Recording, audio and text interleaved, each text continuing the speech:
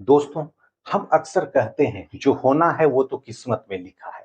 पर जरा ठहर कर सोचिए, अगर किस्मत ही सब कुछ तय करती है तो मेहनत का क्या अर्थ रह जाता? कर्म, संघर्ष और सपनों की क्या कीमत बचती? सच्चाई यह है कि परमात्मा हमारा भाग्य नहीं लिखता।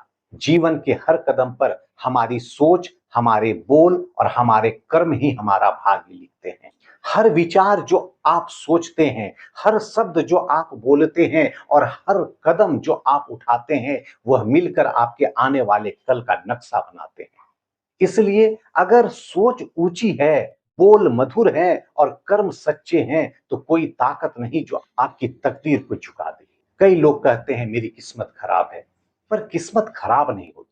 सोच कमजोर जरूर होती है। जिस दिन सोच बदल जाती है उस दिन किस्मत भी सर झुका लेती है। याद रखिए, believe is the seed that grows into destiny. जो आप सोचते हैं वही आप बनते हैं, जो बोलते हैं वही ऊर्जा आपके चारों ओर गूंजती है और जो आप करते हैं वही आपका भाग्य, आपका मुकद्दर बन जाता है।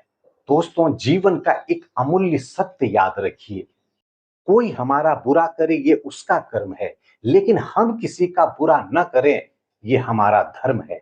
क्योंकि धर्म वही है जो हमें ऊंचा उठाए और कर्म वही सही है जो हमारे मन को शांति दे।